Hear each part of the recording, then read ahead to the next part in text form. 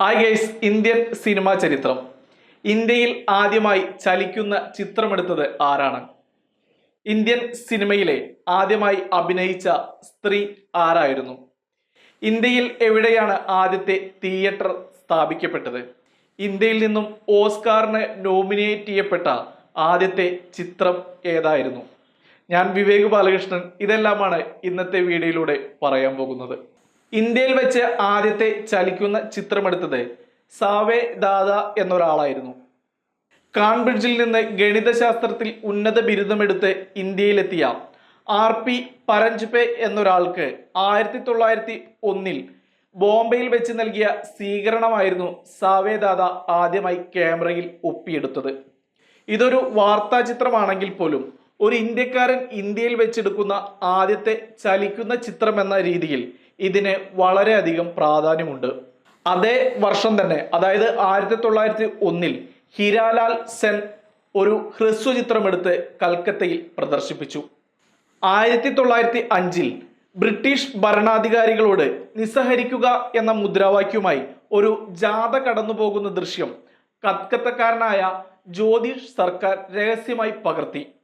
ഈ ചിത്രം ആദ്യത്തെ ഭാരതീയ ദേശീയ ചിത്രം എന്ന പേരിലും സ്വദേശി ആദ്യമായി നിർമ്മിച്ച ചിത്രം എന്ന പേരിലും കണക്കാക്കപ്പെടുന്നു. രാജ ഹരിചന്ദ്ര എന്ന ചിത്രത്തിനു വേണ്ടി ബോംബെയിലെ ഒരു വീട്ടിനുള്ളിൽ തയ്യാറാക്കിയ സ്റ്റേജ് ആയിരുന്നു ഫാൽക്കെ ഷൂട്ടിനായി ഉപയോഗിച്ചത്. ഈ വീടാണ് ഇന്ത്യയിലെ ആദ്യത്തെ സിനിമാ സ്റ്റുഡിയോ എന്ന പേരിൽ അറിയപ്പെടുന്നത്. 1917 ഭക്ത് വിദൂർ എന്ന ചിത്രത്തിലായിരുന്നു ഇന്ത്യൻ സിനിമയിൽ ആദ്യമായി ഒരു സ്ത്രീ അഭിനയിക്കുന്നത്. ഇന്ത്യയിൽ നിന്നും ആരെയും കിട്ടാത്തത് കൊണ്ട് തന്നെ വിദേശ വനിതയായ റൂബി മേയർ എന്ന സ്ത്രീ ആയിരുന്നു അഭിനയിച്ചത്. സ്വന്തം പേര് മറച്ചുവെച്ച് സുലോചന എന്ന ഭാരതീയ പേരിലാണ് ഇവർ അറിയപ്പെട്ടത്. 1925 BM ദേവിന്റെ ജാനി ആലാം എന്ന ചിത്രമാണ് ഇന്ത്യയിലെ ആദ്യത്തെ മുഴുനീള തമാശ ചിത്രം എന്ന രീതിയിൽ അറിയപ്പെടുന്നത്. 1929 കൽക്കത്തയിൽ സ്ഥാപിച്ച എലിഫൻസൺ എന്ന പ്രദർശനശാലയാണ് ഇന്ത്യയിലെ ആദ്യത്തെ തിയേറ്റർ എന്ന പേരിൽ അറിയപ്പെടുന്നത്. ഇവിടെ തന്നെയായിരുന്നു ഇന്ത്യയിലെ ആദ്യത്തെ ശബ്ദചിത്രവും പ്രദർശിപ്പിച്ചത്.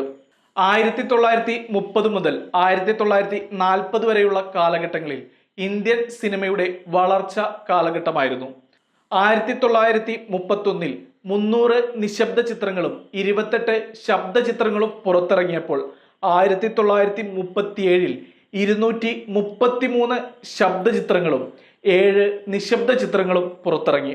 1937 വെന്നീസിൽ വെച്ച് നടന്ന അന്താരാഷ്ട്ര ചലച്ചിത്രമേളയിൽ ഇന്ത്യൻ ചിത്രമായ സന്ത് തുക്കാറാം എന്ന ചിത്രം തെരഞ്ഞെടുക്കപ്പെട്ടു. സന്ത് തുക്കാറാം തന്നെയായിരുന്നു ഇന്ത്യയിലെ ആദ്യത്തെ അന്താരാഷ്ട്ര പുരസ്കാരം നേടുന്ന ചിത്രവും. 1954 ആയപ്പോഴേക്കും ഇന്ത്യൻ ദേശീയ അവാർഡുകൾ ഏർപ്പെടുത്തി തുടങ്ങി. 1957 മെഹബൂബ് ഖാന്റെ മദർ ഇന്ത്യ എന്ന ചിത്രം ഇന്ത്യയിൽ നിന്നും ആദ്യമായി നാമനിർദ്ദേശം ചെയ്യപ്പെടുന്ന ഓസ്കാർ ചിത്രമായും മാറി. എല്ലാവർക്കും നന്ദി, നമസ്കാരം.